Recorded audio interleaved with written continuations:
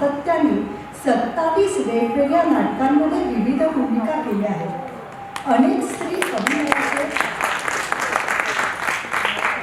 अभिमानास्पदच गोष्ट आहे.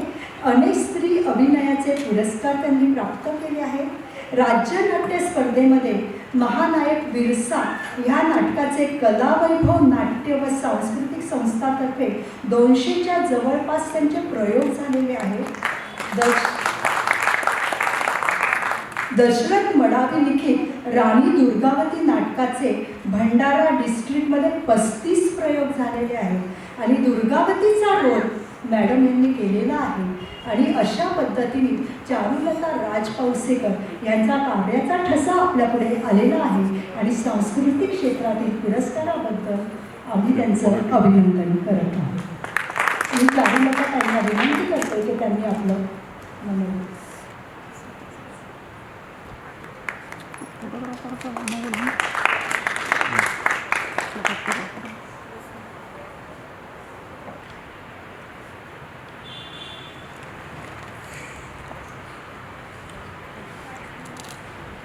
त्यांनी आपलं मनोगत व्यक्त करावं.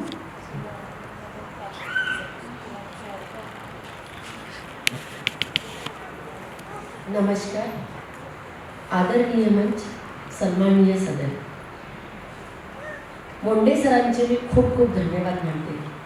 महाराष्ट्रातील महिलांना त्यांनी सन्मान करण्याचं ठरवलं आहे.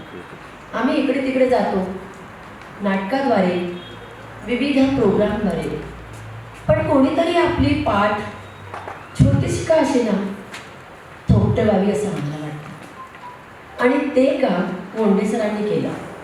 तिकडे आम्हाला भरपूर पुरस्कार मिळाले. राज्य नाट्याला आम्ही भरपूर पुरस्कार मिळवतो कारण आपलं कामच ते आहे. पण मला एक सांगावंसं वाटतं, विदर्भामध्ये आत्महत्येचं प्रमाण खूप आहे, त्याच्यावर पण आम्ही काम करतो. ते वाचून कोणाला कळत नाही म्हणून नाट्य रूपाने सादर करतो. जेव्हा आपण कुठली कृती स्वतः डोळ्यांनी बघतो ते आपण जास्त लक्षात ठेवतो. त्यामुळे मला असं वाटतं की कुठलाही संदेश असो तो नाटकाने आपण पोचवायचा. आणि मी 2004 पासून विविध प्रकारची नाटकं केली, विविध भूमिका केल्या, प्रत्येक विषय मांडण्याचा प्रयत्न केला आणि सक्सेस झाली. मी एका पिक्चरमध्येही काम केलं आहे, पण मी आदिवासीसाठी जास्त काम केलेलं आहे. मी सोनार समाजाची आहे, पण मला महानायक बिरसा हा लोकांना माहीत नव्हतं कारण फक्त ते तेवढ्यापुरती पूजा करायची.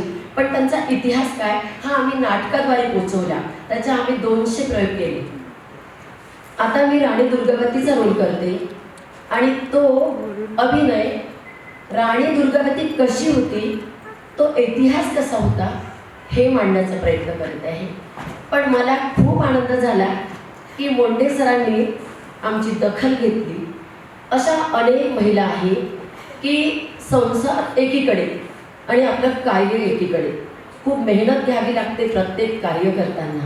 आणि या सगळ्या बसलेल्या स्त्रिया कुठे ना कुठे आपलं काम करत असतात. त्यांचा कुठेतरी गौरव व्हावा, त्यांचंही कुठेतरी नाव व्हावं, हे आपल्या मोंडे सरांनी इकडे केलं आहे.